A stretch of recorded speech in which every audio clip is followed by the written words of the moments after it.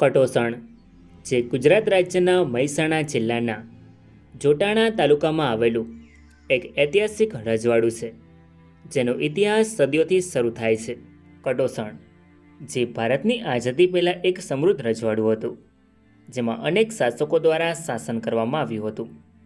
તેમના શાસનકાળ દરમિયાન બાંધવામાં આવેલી ઇમારતો આજે પણ કટોસણમાં જોવા મળે છે, જે જોઈને આપણને કટોસણ રજવાડાનો ઇતિહાસ જાણવાની ઈચ્છાઓ જાગે છે. જેથી આજના વિડીયોમાં આપણે કટોસણ રજવાડાનો ઇતિહાસ જાણીશું. નમસ્કાર મિત્રો, તો સ્વાગત છે એક નવા વિડીયોમાં. તો મિત્રો, હું છું ધર્મેશ અને ધર્મેશ પટેલ યુટ્યુબ ચેનલમાં તમારું સ્વાગત છે. તો મિત્રો, આજના વિડીયોમાં આપણે કટોસણ રજવાડાનો ઇતિહાસ જાણીશું. તો વિડીયોમાં છેલ્લે સુધી બન્યા રહો. તો ચાલો વિડીયોને શરૂ કરીએ. મિત્રો, કટોસણ ગુજરાતના મહેસાણામાં આવેલું એક સમયનું ઐતિહાસિક રજવાડું છે, જેની સ્થાપના ઝાલા રાજપૂતો દ્વારા કરવામાં આવી હતી. તો મિત્રો, સૌપ્રથમ જાણીશું આપણે કટોસણ રજવાડાની સ્થાપના કેવી રીતે થઈ અને કોના દ્વારા કરવામાં આવી. કટોસણ રજવાડું જે ગુજરાતના ઇતિહાસનો એક નાનો પરંતુ મહત્વપૂર્ણ ભાગ હતું. આ રાજ્યના રાજકુટુંબનો મુખ્ય પુરુષ હરપાળ મકવાણા કહેવામાં આવે છે. હરપાળ મકવાણાના મોટા કુંવરે કટોસણ પાસે આવેલા સાંથલ નામના નગર પર આક્રમણ કરીને તેને જીતી લીધું અને ત્યાં પોતાની સત્તા સ્થાપીને શાસન શરૂ કર્યું. સાંથલમાં તેમની ઘણી પેઢીઓએ ત્યાં શાસન કર્યું, જેમાં કેટલીક પેઢીએ 15મી સદીમાં મોહમ્મદ બેગડાના શાસનકાળ દરમિયાન ખાનાજી સાંથલની ગાદી પર આવે છે. ખાનાજીએ સાંથલથી રાજધાની બદલીને કટોસણમાં નવી રાજધાની સ્થાપી, જેથી રાજ્યનું સંચાલન કટોસણથી થવા લાગ્યું. જી હા મિત્રો, આવી રીતે શરૂઆત થઈ કટોસણ રજવાડાની. ખાનાજીએ સાંથલથી રાજધાની બદલી અને કટોસણમાં નવી રાજધાની સ્થાપી અને રજવાડાનું નામ કટોસણ રાખ્યું. ખાનાજીએ અમદાવાદ નજીકના કોઈ માથાભારે ભીલ સરદારના વિનાશ કરવાના કારણે તેમની માગણી મુજબ સુલતાને 84 ગામ આપ્યા હતા. ખાનાજી પછી શાહજહાંના શાસન સુધીમાં કટોસણ રજવાડામાં 10 રાજવીએ શાસન કર્યું, જેમાં 10મા જસવંતસિંહ હતા.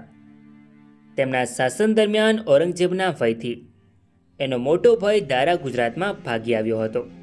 ત્યારે દારાએ એકાદ મહિનો કટોસણમાં આશ્રય લીધો હતો.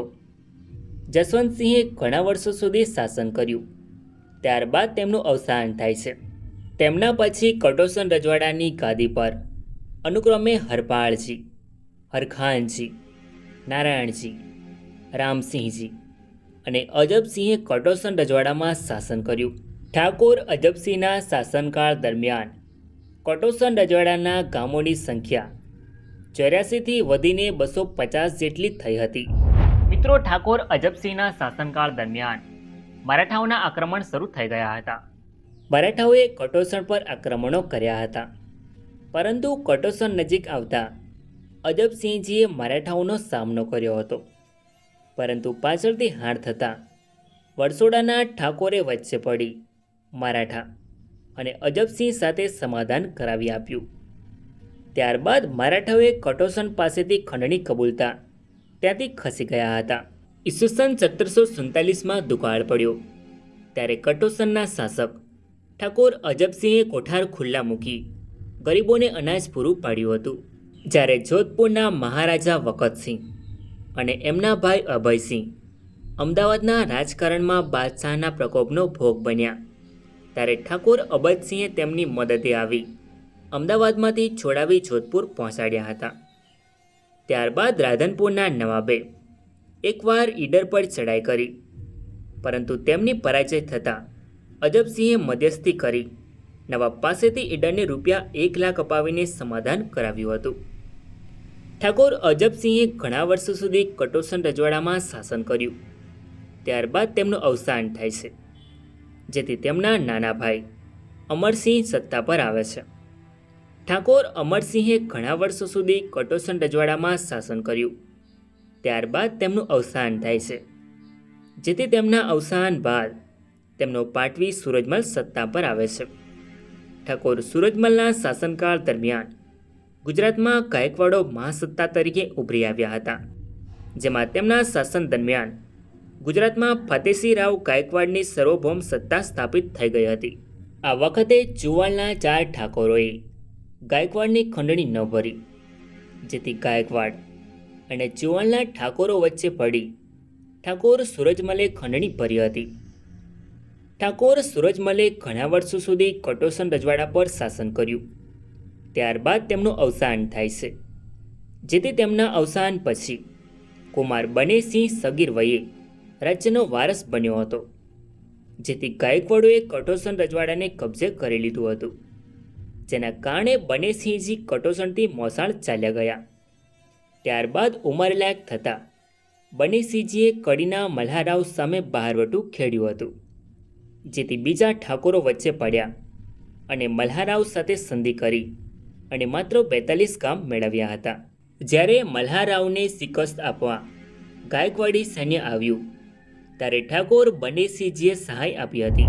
ઠાકોર બનેસિંહજીએ ઘણા વર્ષો સુધી કટોસણ રજવાડામાં શાસન કર્યું. ત્યારબાદ ઈસવીસન 1818માં ઠાકોર બનેસિંહજીનું અવસાન થાય છે, જેથી તેમના ભાઈ ભગવાનસિંહના પુત્ર કુમાર રાણોજી કટોસણની ગાદી પર આવે છે. ઠાકોર રાણોજી વર્ષ 1818માં કટોસણ રજવાડાની ગાદી પર આવે છે. તેમણે વર્ષ 1869 સુધી કટોસણ રજવાડામાં શાસન કર્યું. ઠાકોર રાણોજીના 51 વર્ષના શાસન બાદ તેમનું અવસાન થાય છે. ઠાકોર રાણોજી પછી તેમના પુત્ર ઠાકોર કરણસિંહ વર્ષ 1869માં કટોસણ રજવાડાની ગાદી પર આવે છે. તેમણે વર્ષ 1869થી 1901 સુધી કટોસણ રજવાડામાં શાસન કર્યું. ત્યારબાદ તેમના પાટવી કુંવર તખતસિંહજી કટોસણ રજવાડાની ગાદી સંભાળે છે. ઠાકોર તખતસિંહજી વર્ષ 1901માં કટોસણ રજવાડાની ગાદી પર આવે છે. તેઓ ઠાકોર કરણસિંહજીના પુત્ર હતા. ઠાકોર તખતસિંહજીએ વર્ષ 1901થી 1942 સુધી કટોસણ રજવાડામાં શાસન કર્યું. ત્યારબાદ તેમનું અવસાન થાય છે, જેથી તેમના પુત્ર ઠાકોર કીર્તિસિંહજી કટોસણની ગાદી સંભાળે છે. ઠાકોર કીર્તિસિંહજી વર્ષ 1942માં કટોસણ રજવાડાની ગાદી પર આવે છે. તેઓ ઠાકોર તખતસિંહજીના પુત્ર હતા. ઠાકોર કીર્તિસિંહના શાસન દરમિયાન કટોસણ રજવાડું તેની નાની વસ્તી અને મર્યાદિત સંસાધનો હોવા છતાં સ્થાનિક શાસન અને વહીવટમાં મહત્વનું રહ્યું હતું. તેમના શાસનમાં રજવાડાની આર્થિક પ્રવૃત્તિઓ અને સામાજિક વિકાસ પર ધ્યાન આપવામાં આવ્યું હતું. કટોસણ રજવાડામાં ઔદ્યોગિક પ્રવૃત્તિઓ મર્યાદિત હોવા છતાં તેમાં 3 જીનિંગ મિલો અને 2 પ્રેસિંગ મિલોનો સમાવેશ થતો હતો. આ મિલો મુખ્યત્વે કપાસની પ્રક્રિયા અને ટેક્સટાઇલ ઉદ્યોગો સાથે સંકળાયેલી હતી, જે તે સમયે ગુજરાતના અન્ય રજવાડાઓમાં પણ પ્રચલિત હતી. આ ઉદ્યોગો સ્થાનિક અર્થતંત્રને ટેકો આપતા હતા અને રજવાડાની આવકનો એક ભાગ પૂરો પાડતા હતા.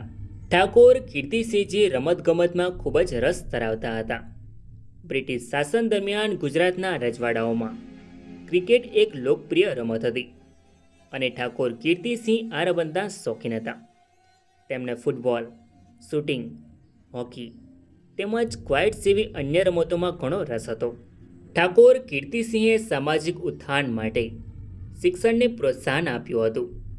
તેમના શાસન દરમિયાન કટોસણમાં મફત શિક્ષણની શરૂઆત કરવામાં આવી, જેનો હેતુ સ્થાનિક લોકો, ખાસ કરીને ગરીબ અને વંચિત વર્ગોને શિક્ષણની તક પૂરી પાડવાનો હતો.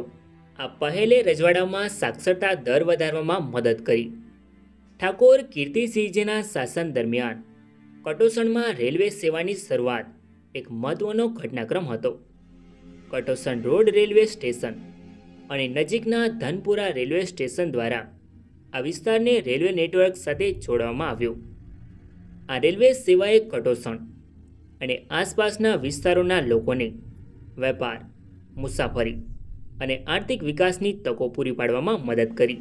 ઠાકોર કીર્તિસિંહજીનો સમયગાળો કટોસણ રજવાડા માટે મહત્વપૂર્ણ હતો. ઠાકોર કીર્તિસિંહજી સ્વતંત્ર કટોસણ રજવાડાના છેલ્લા શાસક હતા.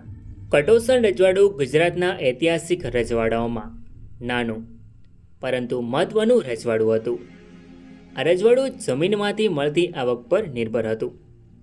કટોસણ રજવાડું 69 ચોરસ કિલોમીટર વિસ્તાર ધરાવતું હતું, જેમાં વર્ષ 1901ની વસ્તી 5510 હતી.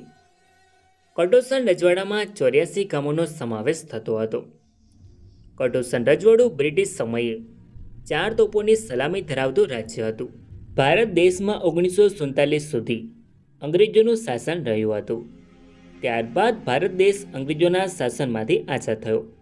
ત્યારે ભારતનું વિભાજન થયું. ત્યારે કટોસણ રજવાડું ભારત સંઘમાં સામેલ થયું, જે આજે ગુજરાત રાજ્યના મહેસાણા જિલ્લાના ચોટાણા તાલુકામાં આવેલું એક ગામ છે. મિત્રો, આ છે કટોસણ રજવાડાના શાસકોની કોટવી, જે તમે સ્ક્રીન પર જોઈ શકો છો. સો ફ્રેન્ડ્સ, આ તો કટોસણ રજવાડાનો ઇતિહાસ. આઈ હોપ કે તમને આ વિડીયો ગમ્યો હશે. સો વિડીયોને લાઇક કરીને કમેન્ટમાં તમારો અભિપ્રાય જરૂર લખો. અને ચેનલમાં નવા હોય તો આવા જ અવનવા વિડીયો જોવા માટે ચેનલને સબસ્ક્રાઈબ જરૂર કરો. તો મળીએ એક નવા વિડીયોમાં. ધન્યવાદ.